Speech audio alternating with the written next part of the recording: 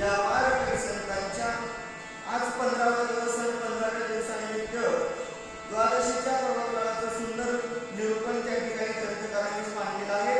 जगाचा मालक भगवंत विष्णू परमात्मा लक्ष्मणाला सांगतात, लक्ष्मी भगवंत राम प्रभूनं सूर्यवंशामध्ये द्वादशीच्या पर्वकाळावरती तो असणारा साधला. त्यावेळेस काय झालं, कुंभकर्णाचा त्या ठिकाणी जो काही त्याचा सासरा होता शतमुखी रावणानं, त्यानं येऊन आपला नातू कुंभाला राज्य दिलं, विभीषणाचं राज्य केलं. दुःखी विभीषण झाला आणि अयोध्येला त्या ठिकाणी आला.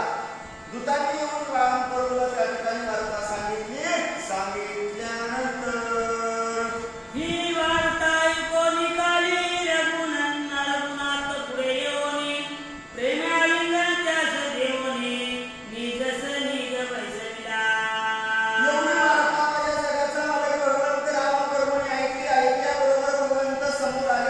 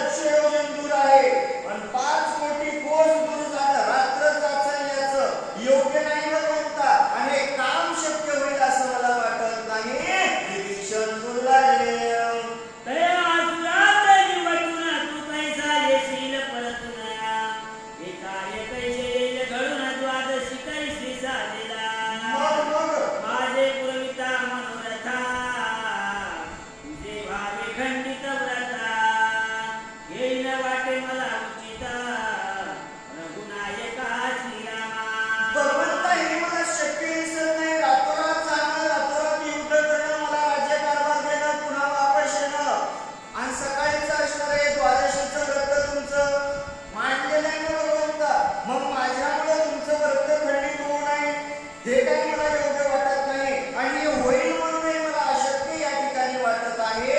विभीषण बोलला रे.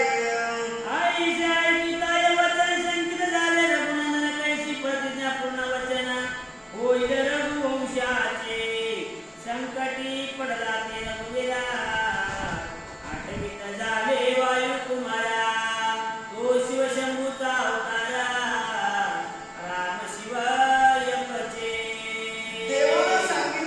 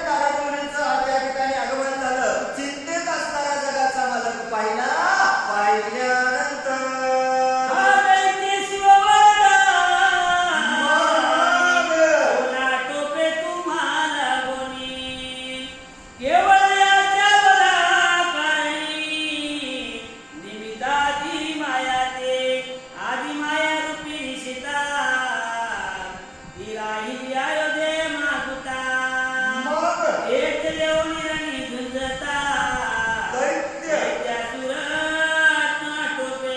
नारदांनी सांगायला सुरुवात केली, मालक ऐका ना, तुम्ही जर याच्यासंग रात्रभर जरी युद्ध करीत बसले ना, या शिवाचं वरदान आहे, साक्षात शिवशंकर भगवंताने वरदान दिलेलं आहे, हे मनुष्याच्या हातानं म्हणणारच नाही.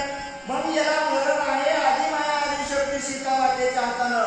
मग सीतामाता 5 कोटी कुस अयोध्यामध्ये दूर आहे आणि तुम्ही याच्यासंग युद्ध करत बसला, हे शक्य होणार नाही असं नारद मुनीला सांगितल्यानंतर जानकी हस्त दैत्यानं होईल येती सत्यवचना.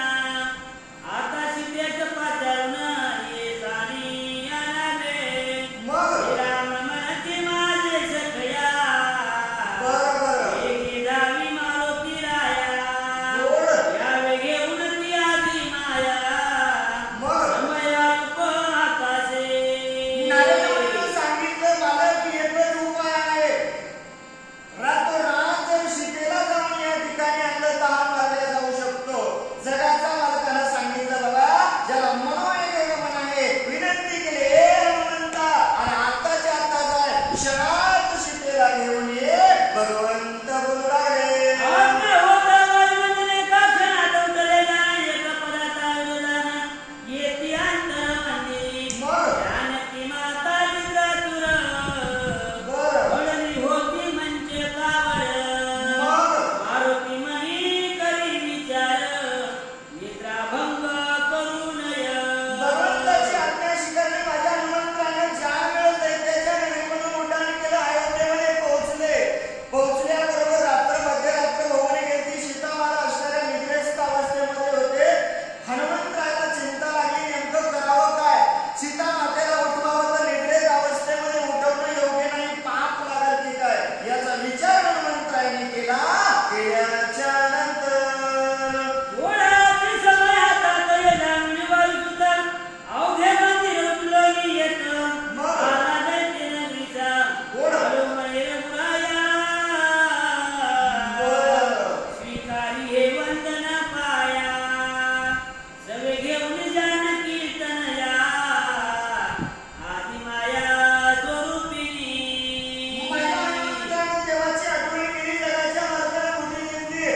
हनुमंताने विचारच केला नाही. जसा तुम्हाला पर्वत उचलला होता तसा अयोध्येचं नगर महाल सीतामातेचा उचलला आणि सीतामातेचा महाल त्या ठिकाणी उचलून माझ्या हनुमंतराय त्या ठिकाणी आल्याच्या नंतर भगवंताच्या पुढे नतांगण घातलं, नमस्कार केला आणि मालक तुम्ही सांगितलेलं काम मी पूर्ण केलं. या ठिकाणी जगाचे मालकीण घेऊन आलेला आहे. हनुमंतराय बोलाले, विराट मागे पाहिले. मग ते समग्र मंदिर देखिले. गोड जानकी सहित घेऊन आले. हनुमंत एका क्षणात मग राम मंदिरी प्रवेशन करती आधी माये सन्मान. वाटोनी हृदयावर जाण संकटी आता रक्षावे. हनुमंताला देवा तुम्ही मला सांगितलं होतं सीतेला घेऊन यायचं. गोड कथा लई मोठी आहे, आता सांगत बसलं तर, कारण हा तिथं जगाचे मालक म्हणजे हनुमंताला नुसतं औषधी आणायला सांगितलं होतं, पर्वतांना सीतेला आणायला सांगितलं होतं, सगळे अयोध्या घेऊन आला. काही ऐकत नाही, म्हणजे जगाच्या मालकानं महालामध्ये प्रवेश केला. सीतेच्या जवळ भगवंत गेल्याच्या नंतर सत्वर होत तुझ्या हृदयी